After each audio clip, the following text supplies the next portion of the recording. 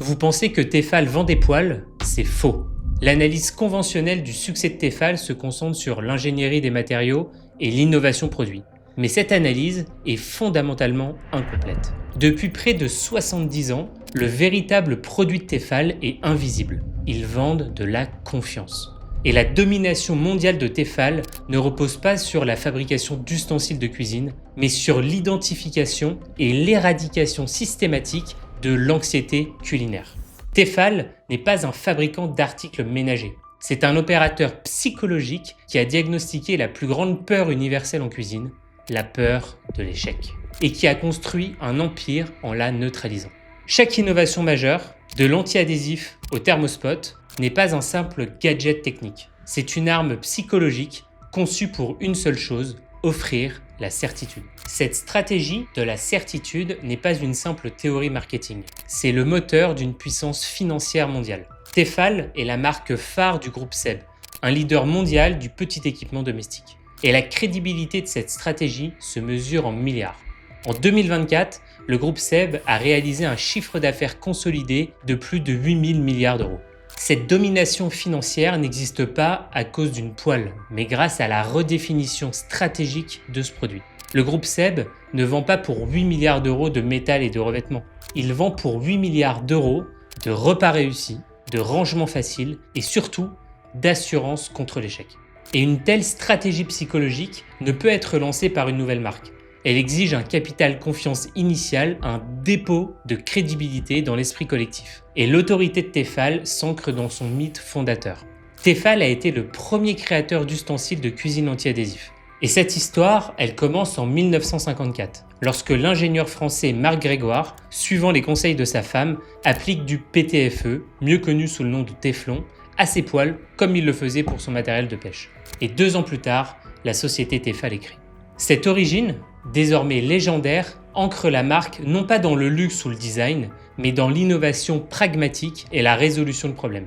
D'ailleurs, leur premier slogan, la poêle Tefal, la poêle qui n'attache vraiment pas, n'était pas un argument de vente, c'était une promesse de libération, d'une frustration qui était universelle. Et comme le démontrent les analyses, les marques patrimoniales gagnent la confiance du consommateur, non pas par le matraquage publicitaire, mais par une fiabilité qui est démontrée sur plusieurs générations. Tefal est devenue le choix par défaut de son secteur, non seulement parce qu'elle est ancienne, mais parce que son héritage est synonyme de solution. Et ce capital confiance, bâti sur la promesse initiale de l'anti-adhésif, était la fondation psychologique indispensable au lancement de sa plus grande innovation, le thermospot. Avant les années 2000, la cuisine domestique était dominée par l'incertitude. L'anti-adhésif avait résolu le problème du nettoyage, mais pas celui de la cuisson. La question de « ma poêle est-elle assez chaude ?» était la variable la plus critique, la plus incontrôlable et la source de la majorité des échecs culinaires. Des études sur la psychologie de la cuisine montrent qu'elle est un paradoxe. D'un côté, quand vous cuisinez, vous pouvez atténuer votre stress et votre anxiété. Mais l'acte de cuisiner lui-même crée une peur de l'échec qui, elle, crée du stress. Et Tefal a compris que pour dominer le marché, il ne suffisait pas d'améliorer la poêle. Il fallait vaincre l'ennemi numéro 1 de son client, le doute. En 2000, Tefal lance le thermospot. D'un point de vue technique, c'est un indicateur de chaleur qui change d'aspect lorsque la poêle atteint la température idéale. Et d'un point de vue stratégique, c'est une révolution psychologique. Le génie du thermospot ne réside pas dans sa précision thermique absolue. Son génie réside dans sa communication. Il prend une variable analogique, complexe et anxiogène, la courbe de température, et la transforme en un signal binaire, digital et sans stress. On attend lorsque le motif est visible et on cuisine quand le motif est uni. C'est l'éradication de l'incertitude.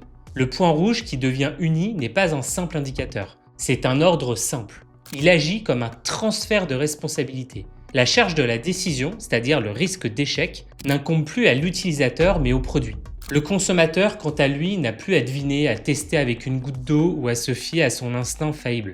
Il n'a qu'à obéir. Et le langage marketing de Tefal, analysé à travers ses communications, confirme que l'entreprise ne vend pas un capteur de chaleur. Elle vend le résultat garanti de l'utilisation de ce capteur. Voici le processus.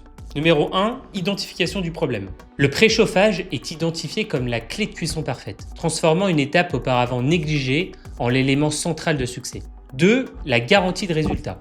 Le thermospot garantit une cuisson parfaite, ce qui est décliné en bénéfices sensoriels clairs. Texture parfaite, couleur parfaite, goût parfait, pour de délicieux repas savoureux tous les jours. 3. L'élimination de l'échec. La promesse est l'éradication du risque. Fini les aliments sous-cuits ou surcuits. 4. La vente de la compétence. Et là, c'est le cœur de la stratégie. Le produit ne vous aide pas seulement, il vous transforme. Il devient facile de cuisiner comme un professionnel. Et le véritable produit invisible vendu par le thermospot est la compétence culinaire. Le consommateur n'achète pas une poêle à 40 €, il achète la capacité à réussir son steak à chaque fois. Il achète la fierté du plat réussi, l'approbation de sa famille et la tranquillité d'esprit de savoir qu'il ne peut pas échouer. La stratégie de la certitude de Tefal ne s'arrête pas à la cuisson. Elle s'étend, comme l'exige la philosophie d'innovation de l'entreprise, à tous les points de friction de l'expérience culinaire. La mission de Tefal est claire, améliorer la vie quotidienne et changer les habitudes en écoutant les consommateurs. Si le thermospot s'attaque à l'anxiété de la performance, l'écosystème Ingenio s'attaque aux anxiétés pratiques, le rangement et la polyvalence. Une analyse chronologique des innovations de Tefal est révélatrice de cette stratégie méthodique d'élimination des frictions. 1. Lancement d'Ingenio, la poignée amovible en 1996. 2. Lancement du thermospot, l'indicateur de chaleur dans les années 2000. L'ordre n'est pas anodin. Tefal a d'abord résolu le cauchemar du rangement et le casse-tête de la polyvalence avant de résoudre l'anxiété de la cuisson. Cela démontre une stratégie délibérée et séquentielle pour éliminer toutes les barrières à la cuisine. Ils ont d'abord rendu la cuisine pratique, puis ils l'ont rendue inratable. La gamme Ingenio est la manifestation physique de la philosophie zéro friction. Elle s'attaque directement aux 2 points de friction identifiés dans la requête, le cauchemar du rangement et la corvée du nettoyage. L'analyse des promesses marketing d'Ingenio est explicite. 1. Le gain de place. La promesse centrale est un design empilable et peu encombrant. Cet argument est quantifié de manière agressive, jusqu'à 50% d'économie d'espace.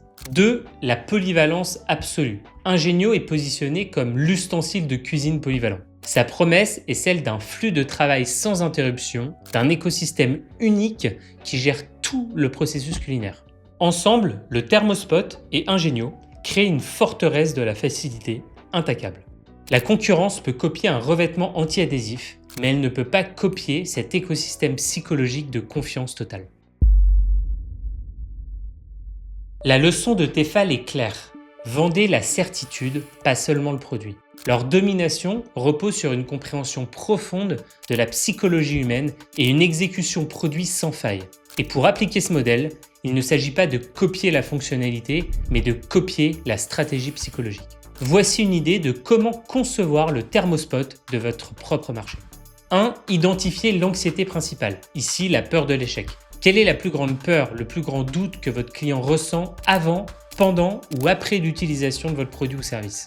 Quelle est la variable critique, comme la température pour Tefal, qui, si elle est mal maîtrisée, mène à l'échec?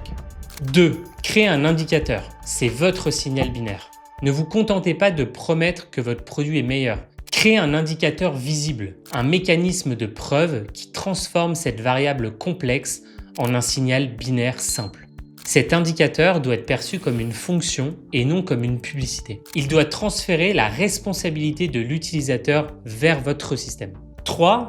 Bâtir l'écosystème zéro friction. Quelles sont les anxiétés adjacentes? Est-ce que les frictions liées au rangement, à l'utilisation, au nettoyage, à la mise en route, à l'après-vente? Définissez. Il faut que vous cartographiez ces points de friction et il faut que vous puissiez les éliminer de manière méthodique pour créer un écosystème de facilité qui verrouille le client dans votre solution. Tefal a bâti une barrière à l'entrée que leurs concurrents ne peuvent pas acheter avec de la publicité. Cette barrière n'est pas faite de brevets sur l'anti-adhésif, mais de près de 70 ans de confiance psychologique capitalisée et de réassurance constante. Et en vendant la certitude, Tefal a rendu l'échec impossible. Et dans un marché anxieux, celui qui vend la certitude absolue devient le seul choix rationnel. Ils ont compris que le contraire de l'échec n'est pas le succès, c'est la certitude. Et c'est ce qu'ils vendent, poil après poil.